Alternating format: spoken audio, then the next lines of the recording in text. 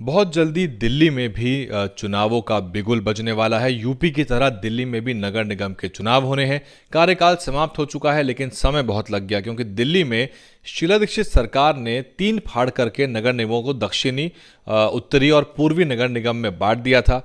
लेकिन अब उसको संसद से पारित करके दोबारा से उसका एकीकरण कर दिया गया है। इस पूरी राजनीति में और इस नगर निगम के चुनाव का क्या महत्व है और क्या बहुजन समाज पार्टी या कांग्रेस पार्टी भी यहाँ पे दमखम दिखा सकती है, क्योंकि आज तक का रिकॉर्ड रहा है कि यहाँ नगर निगमों में भाजपा का ही मोटे तौर पे कब्जा रहा है और उससे पहले कांग्रेस पार्टी भी अपनी उपस्थिति दर्ज कराती आई है। दिसंबर में संभवतः चुनाव हो सकते हैं। पूर्व मुख्यमंत्री श्रीमती शीला दीक्षित जो हैं, उनके काल में उन्होंने तीनों हिस्सों में बांट दिया था और शायद उनको लगा था कि शायद कांग्रेस को फ़ायदा भी हो सकता है, राजनीति से प्रेरित भी हो सकता था ये। लेकिन 2003, 2012 और 2017 के नगर निगम के चुनावों में भाजपा ने ही तीनों बार बाजी मारी और 15 वर्ष के कार्यकाल में बीजेपी एमसीडी प्रशासन की सर्वे सर्वा रही। तीनों ही जो मेयर जिताए वो भाजपा के जीते। मई 2022 में संसद ने नया अधिनियम पारित किया और फिर से इनको एकीकृत करके तीनों नगर निगमों को अलग अलग को इनको भंग करके दिल्ली नगर निगम का पुनर्गठन कर दिया गया। अब इसके लिए चुनाव होना है और आम आदमी पार्टी ने भी भाजपा पे बड़े आरोप लगाए। आम आदमी पार्टी ने कहा कि जो एकीकरण किया गया है वो भाजपा उससे लाभ लेना चाहती है और डिले कर रही है, डर रही है चुनाव कराने से। लंबी जद्दोजहद के बाद परिसीमन का काम भी पूरा हो चुका है। दिल्ली में 272 कुल मिला के वार्ड थे तीनों नगर निगमों में। अब लेकिन एक नगर निगम में ये घट के 250 रह गए हैं और इसमें जो आरक्षण का जो प्रक्रिया थी वो भी अब कंप्लीट हो गई है और आरक्षण की सूची भी जारी हो गई है। जो दिल्ली आसपास के लोग हैं वो देख सकते हैं वेबसाइट पर जाके कि कौन से वार्ड को कौन से आरक्षण की कैटेगरी में रखा गया है। 42 वार्ड जो हैं 250 में से वो अनुसूचित जाति के लिए आरक्षित हैं और इन 42 में से जो 21 हैं वो अनुसूचित जाति महिला के लिए आरक्षित हैं और 250 में से 50% वार्ड कुल मिलाकर महिलाओं के लिए आरक्षित हैं, यानी कि जो पुरुष हैं वो केवल 125 नगर निगम के वार्ड पर ही चुनाव लड़ सकते हैं।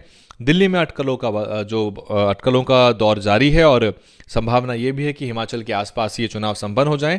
दिल्ली में जो बहुत सी समस्याएं हैं नगर निगम की, उसको लेकर राजनीतिक जो छीटाकशी है वो तेज हो गई है। आम आदमी पार्टी ने भाजपा पे दिल्ली को कूड़ा घर बनाने का आरोप लगाया है, जबकि भाजपा ने आम आदमी पार्टी को दिल्ली को शराब नगरी बनाने का आरोप लगाया है। भाजपा ने दिल्ली प्रदूषण पर रोकथाम ना कर पाने का आरोप आम आदमी पार्टी के सर मढ़ दिया है। वहीं स्कूल के कंस्ट्रक्शन में घोटाला, डीटीसी बस खरीद में घोटाला और जल बोर्ड में घोटाले के बड़े बड़े आरोप भाजपा द्वारा आम आदमी पार्टी पर लगाए गए हैं। कांग्रेस इस परिसीमन से खुश नहीं है। कांग्रेस हाईकोर्ट में जाने की तैयारी कर रही है और उनको लगता है कि जनसंख्या आधार पर जो भेदभाव हुआ है, जो वार्ड है वो इस तरह से बनाए गए हैं जिससे कि कांग्रेस को नुकसान हो और सत्तारूढ़ दलों को फायदा हो। दिल्ली में बसपा को एक समय बीजेपी कांग्रेस के विकल्प के रूप में देखा जाता था और बसपा ने मौजूदगी यहाँ विधानसभा और नगर निगमों में दर्ज कराई थी। लेकिन फिलहाल पिछले कई चुनावों से बीएसपी की हालत जो है वो खासी पतली है और 2017 नगर निगम चुनाव में बसपा को 3 सीट मिली थी, 2012 में बसपा 15 सीटों पर जीती थी और 2007 में बसपा ने 17 निगम पार्षद जिताए थे, जबकि 2002 में भी बसपा की मौजूदगी सदन में थी। 2022 के चुनाव में आम आदमी पार्टी ने दुर्गेश पाठक को अपना प्रभारी बनाया। 2 साल से वो लगभग काम देख रहे हैं। राघव चड्ढा सांसद बने तो दिल्ली में राजेंद्र नगर की सीट खाली हुई और वहां से विधानसभा का उपचुनाव हुआ, जिसमें दुर्गेश पाठक जीत के विधायक के रूप में विजयी रहे। भाजपा ने भी हाल ही में रामलीला मैदान में बड़ी रैली की, जिसमें उन्होंने बड़ी तैयारियां की हैं और आम आदमी पार्टी को शराब घोटाले पे घेरा है। आपको बता दें कि आम आदमी पार्टी नई आबकारी नीति लेके आई थी, जिसको लेके सीबीआई ईडी की जांच जो है वो मनीष सिसोदिया के ऊपर चल रही है। देश में कई जगह इसको लेके छापेमारी भी की गई है। कांग्रेस पार्टी ने भी 4 अक्टूबर को महंगाई के मुद्दे पर एक बड़ी रैली जो है रामलीला मैदान में की थी। बहुजन समाज पार्टी अपने पारंपरिक तरीके से कैडर कैंप लगा के दिल्ली के अलग अलग विधानसभा क्षेत्रों में काम कर रही है। वर्तमान में यहाँ डॉक्टर अशोक सिद्धार्थ जो कि पूर्व सांसद हैं, मुख्य कोऑर्डिनेटर हैं और जो प्रसिद्ध वकील हैं सीमा कुशवाहा, वो भी दिल्ली में एक प्रभारी के रूप में कुछ लोकसभाओं का कार्यभार देख रही हैं। इसके अलावा डॉक्टर सीपी सिंह जो हैं वो प्रभारी हैं। सुदेश कुमार आर्य, सतीश चौधरी भी प्रभारी के रूप में राज्य के प्रभारी के रूप में काम देख रहे हैं और लक्ष्मण सिंह जो हैं वो अध्यक्ष हैं और बसपा को तैयार करने की कोशिश कर रहे हैं, लेकिन तरीके बहुत ही जो हैं वो ढर्रे वाले और पुराने हैं, जिससे कि परिणाम आज के समय में लेके आ पाना या पार्टी को प्रासंगिक या लोकप्रिय बना पाना बहुत मुश्किल है। हालांकि दिल्ली के पास एक समय बसपा के पास दिल्ली में एक समय 14% का वोट था और आज 1% से भी कम का वोट है।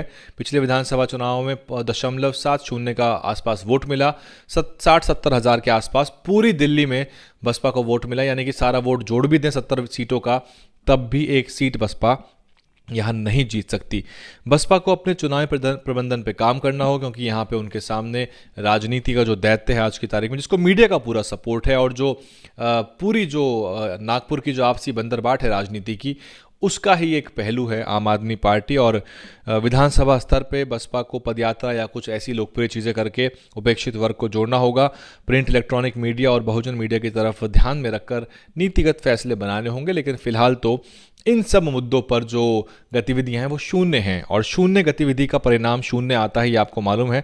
इसके अतिरिक्त दिल्ली में हजारों सामाजिक संगठन हैं जिनके साथ संवाद स्थापित करके समन्वय स्थापित किया जा सकता है। दिल्ली नगर निगम की चुनावी तैयारियों के मद्देनजर आपको मालूम होगा कि समाज कल्याण मंत्री राजेंद्र पाल गौतम ने 22 प्रतिज्ञा के मुद्दे पर जो पूरा विवाद हुआ, उसके बाद उनका इस्तीफा ले लिया गया। आम आदमी पार्टी दलितों के निशाने पर तो है, लेकिन क्या इसका बड़ा प्रभाव पड़ेगा, ये देखना बहुत मजबूत रहेगा, बहुत महत्वपूर्ण रहेगा। और 14 अक्टूबर को अम्बेडकरवादियों और बौद्ध अनुयायियों ने एक हज़ारों की संख्या में 26 अलीपुर रोड, बाबा साहब की जो महापरिनिर्वाण स्थली है, वहाँ पे शक्ति प्रदर्शन किया था और बड़ी संख्या में लोग वहाँ जुटे थे।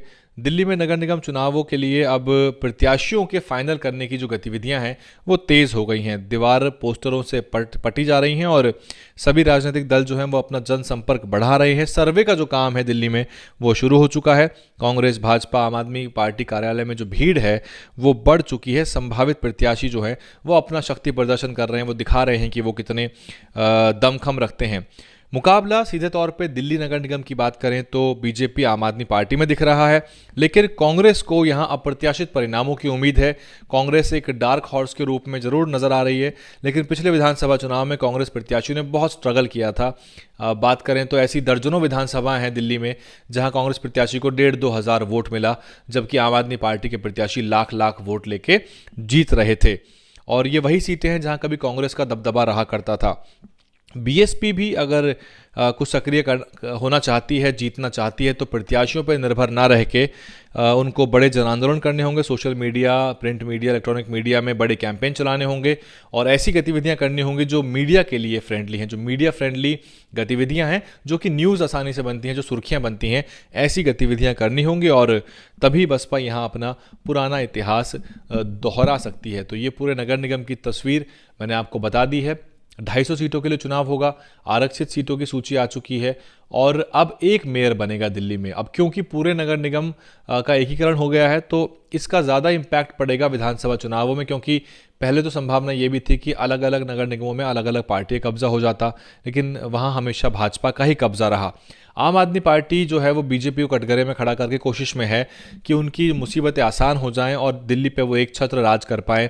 उसके लिए उनको नगर निगम में अपनी बादशाहत जो है वो बनानी होगी। कांग्रेस पार्टी डार्क हॉर्स है, तो सबकी नज़र कांग्रेस पार्टी पे है।